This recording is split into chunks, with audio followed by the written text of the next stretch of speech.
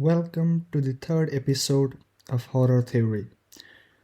The old house on the hill had always been abandoned, a crumbling relic of a time long past. But the local whispered of strange things happening there, of ghosts and demons that haunted the halls. Still, when a group of college students dared each other to spend the night inside, they laughed it off as just another silly dare. As the sun set over the horizon, the students made their way up the winding path to the house on the hill. They pushed upon the creaky front door and stepped inside the musty, cobweb filled foyer. The air was thick with the scent of decay, and the old house groaned and creaked with every gust of wind. At first, everything was quiet.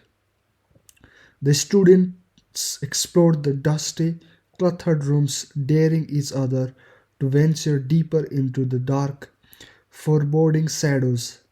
But as the night wore on, things began to change.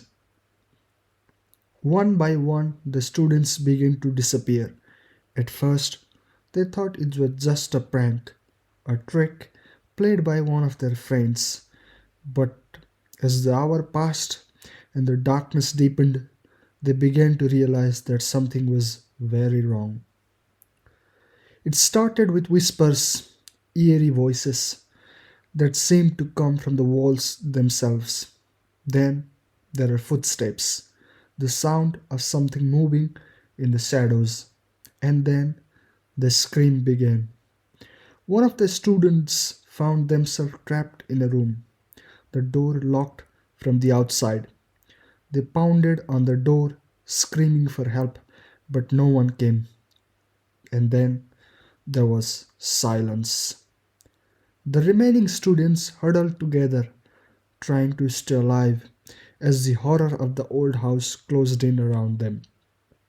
They tried to find a way out, but the doors and windows were all locked tight, and then they heard it. A low growl coming from deep within the house. They looked at each other's in terror, knowing that whatever was making that sound was not human. They knew they had to get out, but they didn't know how.